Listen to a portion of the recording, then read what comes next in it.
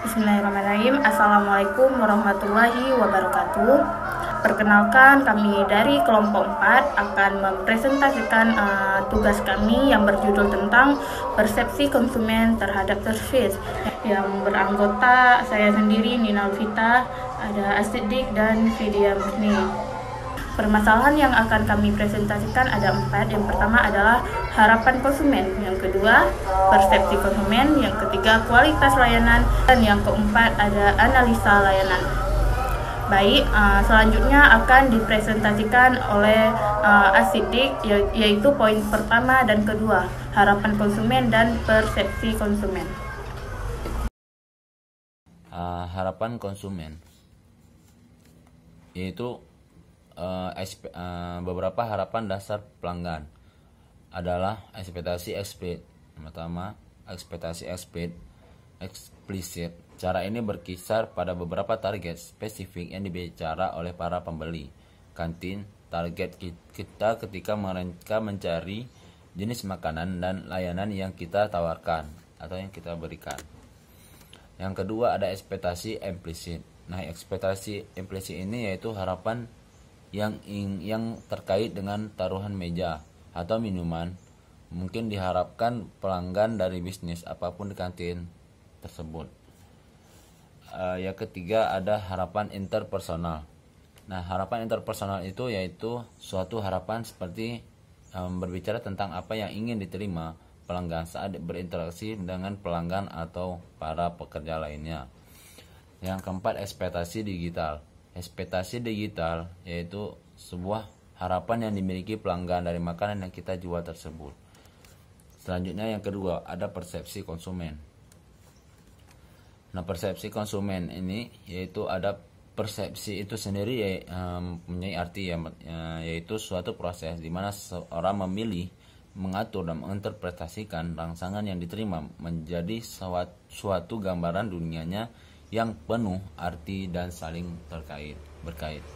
Menurut Shimamura, persepsi didefinisikan sebagai suatu proses individu menyeleksi, mengorganisasikan dan menginterpretasi stimuli dalam suatu gambaran dunia yang berarti menyeluruh. Simulasi yang ditangkap panca indera seperti produk, kemasan, iklan, dan harga dan lain-lainnya. Menurut Rangkuti, persepsi merupakan proses individu untuk memilih, mengorganisasi, interpretasi, masukan informasi guna menciptakan gambaran dunia yang punya arti.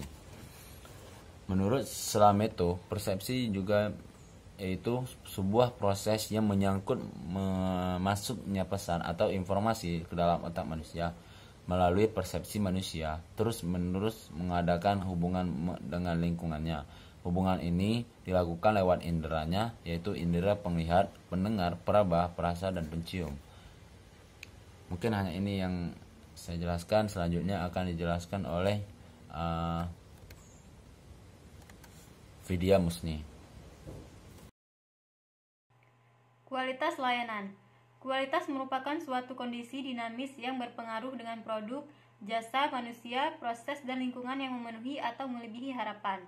Sehingga definisi kualitas pelayanan dapat diartikan sebagai upaya pemenuhan kebutuhan dan keinginan konsumen. Kualitas pelayanan dapat diketahui dengan cara atau perolehan dengan pelayanan yang sesungguhnya mereka harapkan. Jika jasa yang diterima atau dirasakan sesuai dengan yang diharapkan, maka kualitas pelayanan dipersepsikan baik dan memuaskan. Sebaliknya, jika jasa yang diterima lebih rendah daripada yang diharapkan, maka kualitas pelayanan dipersepsikan buruk, tidak sesuai dengan harapan konsumen. Terdapat 6 dimensi utama yang disusun sesuai urutan tingkat kepentingan relatifnya, yaitu 1. Reliabilitas. Reliabilitas merupakan kemampuan perusahaan untuk melaksanakan jasa sesuai dengan apa yang telah dijanjikan secara tepat waktu. 2. Daya tanggap. Daya tanggap merupakan kemampuan perusahaan yang dilakukan langsung oleh karyawan untuk memberikan pelayanan dengan cepat dan tanggap. 3. Jaminan. Jaminan merupakan pengetahuan dan perilaku karyawan untuk membangun kepercayaan dan keyakinan pada konsumen dalam mengkonsumsi jasa yang ditawarkan. 4. Empati. Empati merupakan kemampuan perusahaan yang dilakukan langsung oleh karyawan untuk memberikan perhatian kepada konsumen secara individu, termasuk juga kepekaan akan kebutuhan konsumen. 5. Bukti fisik. Bukti fisik merupakan bukti nyata dari kepedulian dan perhatian yang diberikan oleh penyedia jasa kepada konsumen. 6. Gap analysis. Gap analysis merupakan salah satu alat yang digunakan untuk mengevaluasi kinerja sebuah perusahaan, khususnya dalam upaya penyediaan pelayanan publik. Hasil analisis tersebut dapat menjadi input yang berguna bagi perencanaan dan penentuan prioritas anggaran di masa yang akan datang. Analisa layanan. Subjek dalam penelitian ini adalah semua konsumen kantin Universitas Kristen Petra yang pernah datang dan membeli makanan atau minuman di kantin Universitas Indonesia dalam rentang waktu 1 bulan terakhir.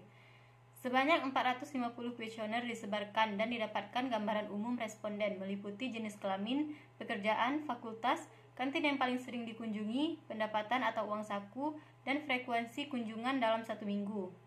Berdasarkan penelitian melalui metode deskriptif kuantitatif, diketahui bahwa jumlah responden pria dan wanita hampir seimbang, terkecuali pada kantin gedung A yang didominasi oleh responden wanita. Selain itu diketahui konsumen dari ketiga kantin didominasi oleh mahasiswa S1, yang mana pada kantin A dan B didominasi oleh mahasiswa dari Fakultas Ekonomi, sedangkan pada kantin B didominasi oleh mahasiswa Fakultas Teknik Industri dan Fakultas Seni dan Desain. Diketahui bahwa harapan tertinggi konsumen ketiga kantin berada pada dimensi tangibles, yang berarti mayoritas konsumen berharap besar pada bukti nyata yang ada pada kantin, di mana dari ketiga kantin yang paling diharapkan oleh konsumen adalah kebersihan peralatan makan. Berdasarkan pengalaman dan pengamatan peneliti, kenyamanan yang dalam penelitian ini dimaksudkan dengan kebersihan dan kenyamanan suhu merupakan hal utama yang diperhatikan oleh konsumen. Sedangkan harapan terendah ada pada dimensi empati, yang mana berarti mayoritas konsumen menganggap perhatian dari staf kantin tidak begitu penting bila dibandingkan dengan 4 dimensi lain. Adapun beberapa kesimpulan, yaitu: pertama, harapan konsumen terhadap kualitas layanan di kantin Universitas Kristen Petra tergolong sangat tinggi, yang mana terbukti dari skor MEAN. Harapan tertinggi dari ketiga kantin ada pada dimensi tangibles. Hal ini membuktikan bahwa kelima dimensi dari kualitas layanan, terutama pada dimensi bukti fisik yang ada di kantin, sangat penting untuk menciptakan kepuasan konsumen.